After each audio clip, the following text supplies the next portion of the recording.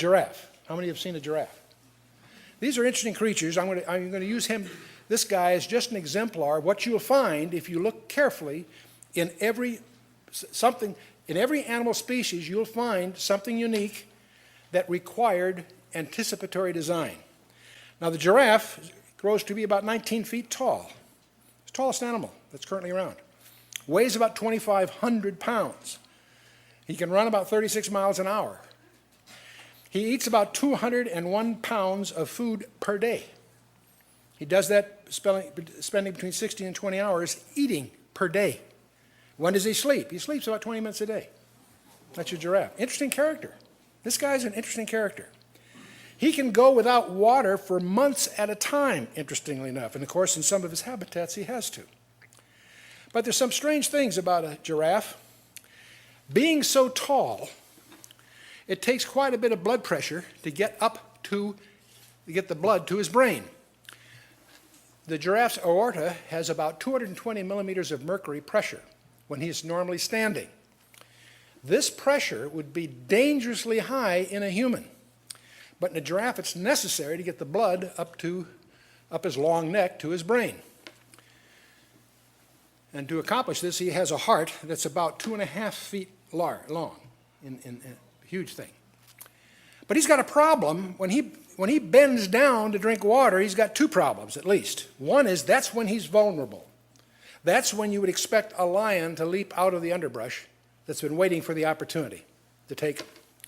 The other problem he has is that the pressure would normally be enough to burst the blood vessels in his brain because it's designed to be 18 feet in the air. It's now at water level, and he would have what a diver would call embolism, right? Well, so what's the answer here? Well, it turns out that there are valves in the artery going up to his head that adjust.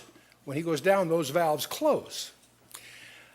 The blood between the last valve and the brain goes into a sponge. It's diverted around the brain into a sponge-like group of vessels underneath the brain that's called the retim rebel, whatever that means. It's an organ specifically designed to absorb that pressure and to act as a reservoir. As he raises when he's down there drinking, if he was to suddenly raise his head, he'd have just the opposite problem. He'd have no blood in his brain, and he'd have a dizzy spell, he'd pass out, whatever. But because this sponge-like reservoir is there to feed oxygenated blood to his brain as he comes up, the veins coming down from his head also have valves that are designed to equalize the pressure. So as his head goes from 18 feet in the ground into the water, it's sealed off. But as he comes up, there's a reservoir underneath the brain in the sponge-like organ, and but the point is, it's all been designed in anticipation of his lifestyle. Now, what makes this particularly useful as an example, I want you to imagine how this evolved, because the deficiencies in his design are fatal. And you got to remember one thing about evolution. Dead animals don't evolve, okay? So if he has a blood hemorrhage and dies, there's no way to pass on that experience, however you want to fancifully imagine it, to his offspring.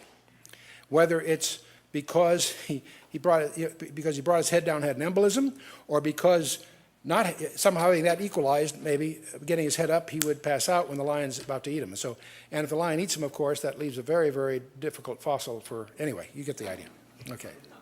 So what's interesting is you can find hundreds of examples where there is an essential design element, either in their skeleton or their circulation system or whatever, that is essential for their survival.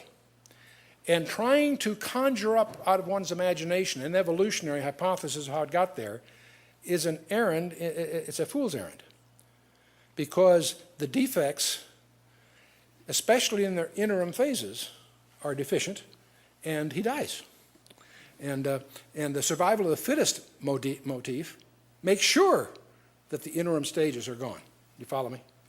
So, and anyway, the vein, so you got special design of the heart, special design of the arteries going up, special design of this special sponge-like organism underneath the brain, and a special design of the veins coming down. Very, very skillful design. And what's the greatest insult you can give the designer? To assume it wasn't necessary, it all happened randomly, right?